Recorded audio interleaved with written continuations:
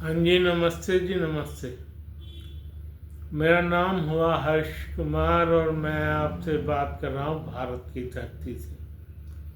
मैं भारत की धरती से हर्ष कुमार आपका इस्तकबाल करता हूँ और अपने सैनिक भाइयों को सलाम पेश करता हूँ जो कि हमारी रक्षा में दिन रात एक किए हुए हैं भाई।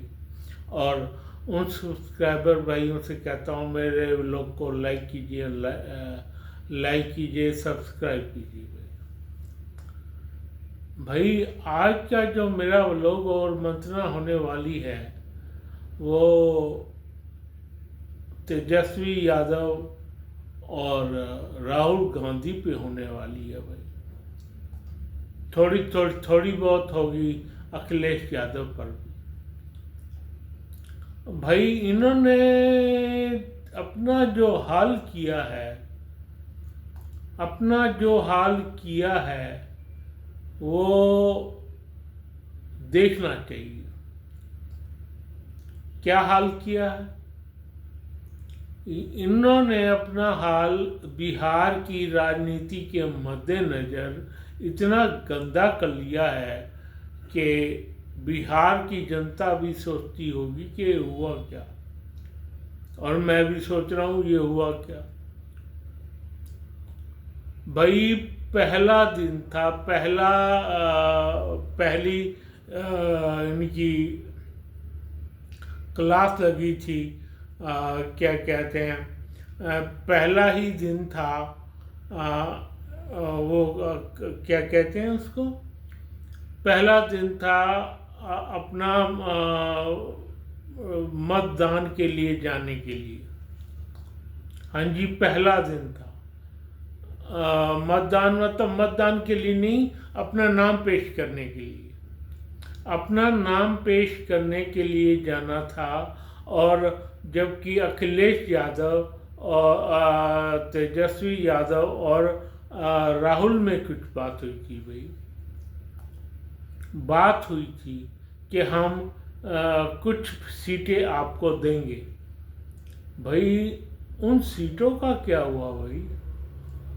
जो 5-6 सीटें पहले ही उसमें निकलनी थी, तेजस्वी यादव और राहुल गांधी की, वो तो दी नहीं। और दोनों ने अपने अपने नामांकन अलग अलग भरे। हाँ जी, नामांकन अलग अलग भरे हैं।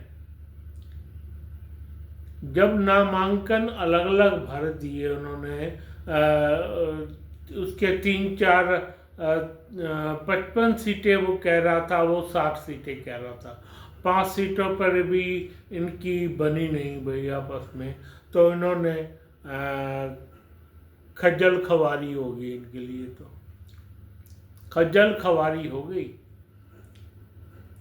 अब बात ये आती है कि भाई इनको बिहार में ये चल क्या रहा है भाई। एक बात बता देता हूँ, जो इसमें नामांकन है, नामांकन के जरिए मत पेटी में आने की ज़रूरत थी, जो इनकी चाल थी उसको कहीं इनके अपोजिट साइड ने तो फेल नहीं कर दिया भाई। इनके अपोजिट साइड ने फेल नहीं कर दिया। इनके अपोजिट साइड ने इनको फेल कर दिया। कैसे? कहीं उन्होंने कोई धमकी तो नहीं दी, धमकी इन द सेंस प्यार प्यार से। क्योंकि देखो, तीनों लोग, तेजस्वी के पिताजी, राहुल गांधी के पिताजी माताजी और अखिलेश के पिताजी, इन दोनों ने पैसा तो दब के खाया है भाई, पैसा दब के खाया है। और इनको कहीं ऐसा तो नहीं कि भाई हमारा अपोजिट बीजेपी हमारे विरुद्ध केसों का पिटारा खोल देगी भाई। हाँ जी, बीजेपी हमारे विरुद्ध केसों का पिटारा खोल देगी। इसलिए कहीं ये दोनों बात करके भी अलग अलग हो गए हो भाई। राहुल गांधी तो नजर ही नहीं आए, शिमला कहीं कहीं घूमते रहे, शिमला घूम रहे हैं, उत्तर प्रदेश घूम रहे हैं, बिहार नहीं आ रहे। तेजस्वी यादव भी अपने में लगे हुए हैं, उनको कोई मतलब ही नहीं भाई। इन दोनों को कोई मतलब नहीं, लेकिन बीजेपी को तो मतलब है ना। उन्होंने ही मेरे विचार में इनको धमकी दी है, कि अगर तुम इकट्ठे आए तो फिर देख लेना। हाँ। अब जबकि कांग्रेस तो 60 सीटों पर लड़ने की बात कह रही थी, वो 260 बंदे कहाँ से लाए। और तेजस्वी यादव ने कह दिया था हम तुम्हें 60 सीटें देंगे। तो अब ये बात है कि लालू प्रसाद यादव ने इतना बवाल काटा है अपने टाइम में, इतना काटा है कि रह रब का नाम। लालू यादव ने अपने टाइम में इतना बवाल काटा है, इतने पैसे कमाए हैं, इतने पैसे 2 नंबरी में कमाए हैं। मेनली चारा चोर, मेनली वो कह जाते हैं चारा चोर, मैं नहीं कह रहा, जो इनके ओपोजिशन वाले हैं वही सारे कह रहे हैं कि चारा चोर। दूसरे नंबर पे जमीनें लेना और नौकरियां देना, जमीनें लेना नौकरियां देना। तीसरे नंबर पे भी एक केस लगा हुआ है, उसका कोई केस है ये। चलो ये 2 मेन केस हैं इन पे, और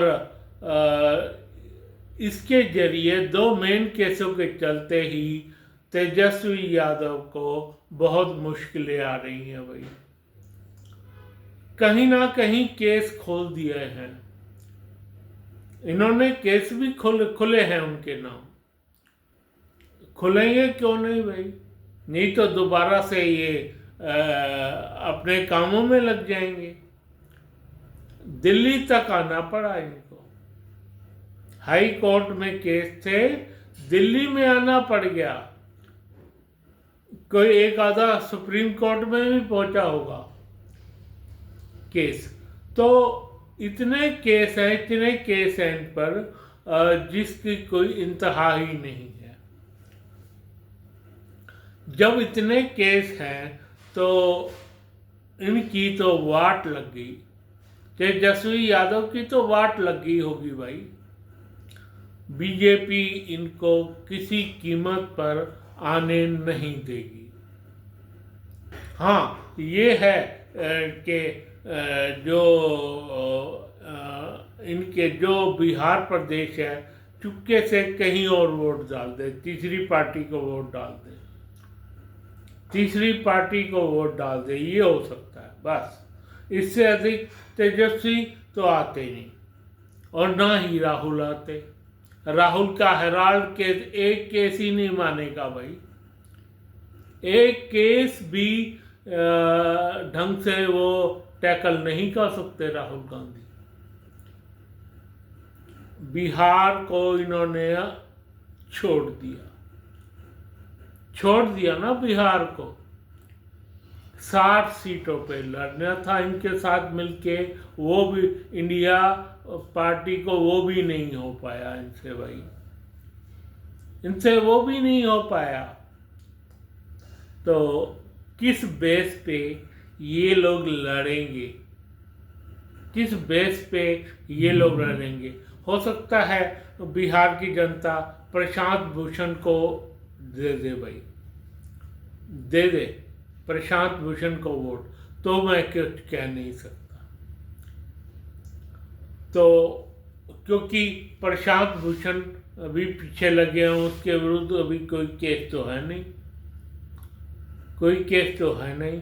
ऐसे ही जो इनका बीजेपी के टॉप मोस्ट पे भ्रष्टाचार का कोई केस नहीं बनता भाई। बड़े ही सुलझे हुए आदमी हैं मोदी जी, बड़े सुलझे हुए आदमी हैं। क्या कहते हैं अमित शाह जी, बड़े सुलझे आदमी हैं। क्या कहते हैं क्या कहते हैं ये जो हमारे यूपी के सीएम है आदित्यनाथ योगी जी, इतने सुलझे हुए हैं कि इन पर कोई केस आ ही नहीं सकता भाई। भाई कहीं ये तो नहीं कि अगर तुमने 3-5 की तो इस तरह के केस तुम पे डाल दिए जाएंगे। ये बात तो नहीं चाहिए इनको बीजेपी द्वारा। चुपके से धमकी मिली होगी, जरूर मिली होगी। कोई ज़रूरत नहीं है इनको दोबारा से इस तरह की हरकतें करने की। तो अब क्या हो भाई, अब क्या हो? इतना बुरा हाल कर दिया है इनका।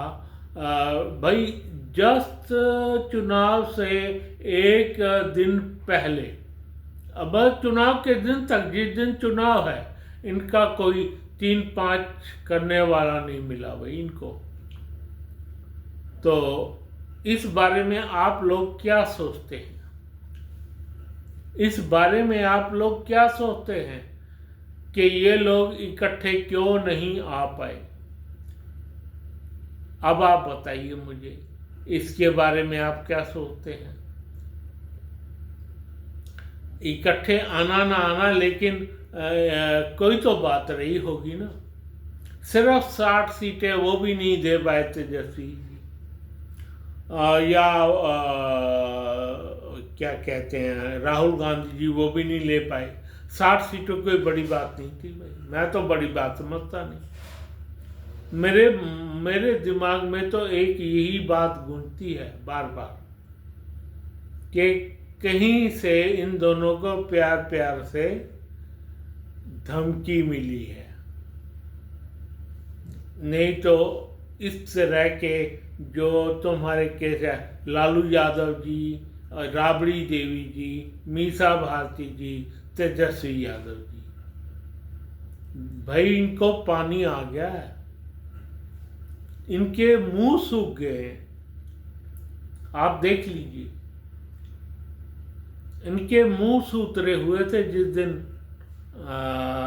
ये केस हुए, ये केस खुले। पहले नहीं खुले। मजे की बात तो ये उसी दिन ही क्यों खुले, उससे एक दिन पहले ही क्यों खुले भाई? तो ये बात तय हो मानी जाएगी कि इन लोगों को बहुत ही मुसीबतों का सामना करना पड़ रहा है। वो इसलिए कि लालू यादव ने बहुत पैसा खाया है भाई। अपने उसमें 15 साल में लालू यादव ने इतना पैसा खाया, इतना पैसा खाया कि बस पूछो मत, न पूछो मत। और ऐसे ही हाल राहुल गांधी का है, राहुल गांधी का है ऐसा हाल। ऐसा ही हाल तो राहुल गांधी का है। हेराल्ड, नेशनल हेराल्ड में उन्होंने इस कदर फंसे हुए हैं कि रह रब का नाम। राहुल गांधी भी फंसे हुए हैं और उनकी माता श्री भी फंसी हुई है। मजे की बात तो ये है। तो राहुल गांधी के ऊपर ये 2-3 केस, नेशनल हेराल्ड के अलावा भी 1-2 केस हो रहे हैं राहुल गांधी पर, पैसा खाने के 1-2 केस और लगे हुए हैं। ये केस इसी वक्त क्यों खुल रहे हैं भाई? जनता के पास और कोई नुक्ता ही नहीं है बीजेपी के पास आने के अलावा। जनता के पास और कोई नुक्ता ही नहीं बचा।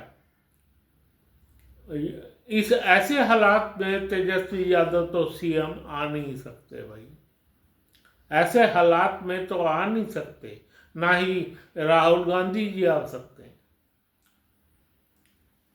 तो अब क्या हो, अब क्या हो?